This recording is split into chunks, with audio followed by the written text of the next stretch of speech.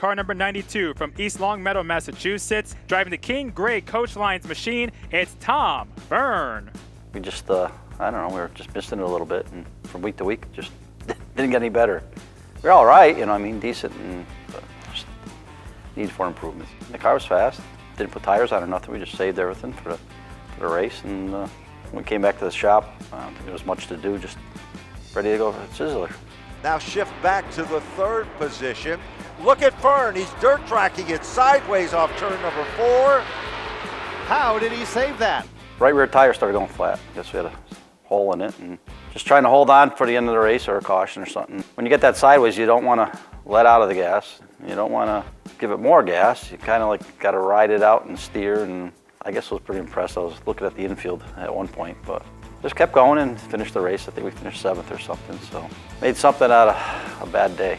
The car was good, we were fast and stuff, just we were missing that one little bit. And everybody asked me, you know, how come we haven't won yet? I says, we're missing that one little bit. It's hard to find sometimes, you know, and then you can get it and then you can lose it too. It's just a matter of a couple weeks or something. So finally I decided to talk to Stu and like, let's try this. You know, I said, I really like the way the car felt when we did that years ago. So we went back to that, and like I said, it was like a whole different car. But a route leads lap 4.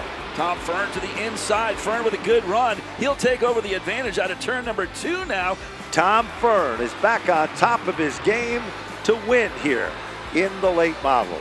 As a whole, it just makes everything so much better. It means more to my team, my crew guys, plus sponsors. You know, I love seeing you in victory lane and that, so that makes it worthwhile for them, and you know, where they're putting their money. So. And for the second time this season, Tom Fearn will pick up the late model checkered flags for the second consecutive week, and the third time this year, Tom Fearn wins the late model feature. That's pretty cool to do that. It definitely means something. You know, the guys just, they work harder at it. Seems like the more you win, the harder it works, and you know, you like being a winner, and you like being around winners, and it's just, it's a great feeling. A good, consistent night for Tom. It is. He had a flat right front tire and lost the lap. I kind of didn't realize. I thought, oh, bad night for Tom, but you look at the results, oh, there he is in 4th spot. That night there, that's like winning a race, because coming from a lap down, get your lap back, coming through the field, finishing 4th, you know, that was a great night. It is the Paradiso Insurance 50-lapper, the extra distance event for the late models this Friday night, and Adam's never won it. He and Tom Fearn, they haven't had much success in the 50-lap event. Short races, you know, wide open the whole time, the whole race, and you come to a longer race and you try to lay back or something. You know, I've had decent finishes, just, I don't know, just never really got the victory lane. Checkered flag is in the win, and Tom Fearn will win the Paradiso Insurance 50 for the late models. We led quite a bit of it. I mean, we were on our high note of the season at that point, and a little bit better being a 50-lapper and for the late models. And it's kind of our time to shine, and you know, to win that night is a little bit extra special. And allowed Blake to look to the inside, and now Barrecchio is sideways and out of shape in front of the field in turn 1. And they're all gonna pile in. And Tom Fearn's got an issue. His car is sparking badly down the backstretch. I thought he had the accident clear, and I just got clipped in the right rear and didn't get the tire. It broke the rear end housing in half. So luckily we had 2 weeks off. We would have been back to if it was only 1 week, but gave us a little extra time to make sure the car was right, and we came back with a vengeance, and we won the following week. So just goes to show that our preparation, getting the car back to where it was, wasn't a problem for us to make sure it was right, and we showed them.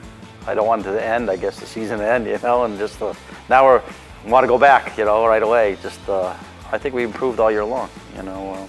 We were good at the beginning and pretty much through the whole season, you know. We had a couple nights or bad nights or whatever, but sometimes those happen, and you just got to try to overcome them. And, you know, at the end there, we won 4 of the last 7, which, you know, I think that's pretty good. So, well, of course, King Gray Coach Lines have been with me for quite a few years.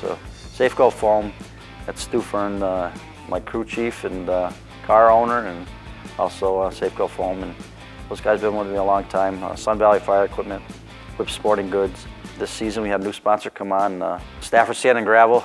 Larry there, he also made a bet with me that every time I win, give me a bonus. So we got a little bonus money this year, and I don't know if he thought we were going to win 5 races, but we'll have to see if he's going to up it for next year or keep it the same. But it's just neat having little things like that, you know what I mean? And you know, I got a lot of great people behind me. My crew, most of the guys have been with me for years and that, and with them, my wife Spot and that. And we have great people, Tom and Carol Howard, Wayne, friend of Jim's, he likes to come to the track and that. And over the season, over the years, just a lot of people have come and helped out and been part of the team, and we've got to thank all them people. Hopefully we'll have Hoosier tires again this year with no shortage of them, you know, Sunoco race fuel, Rad on a machine under the hood, and Joe Ham doing our chassis work, and Jonathan Williams and Buzzy, they do my driveline, transmissions and rear ends and that. And just like I said, it's a very good combination that we have. And going into 2023, we'll just, like I said, I think we're riding a high going into it, and we're looking forward to it. Be a little more prepared this year going into it than we were last year. I know there's a couple things we can improve on at the start of the season. We're riding that going into next season, so we're looking forward to it.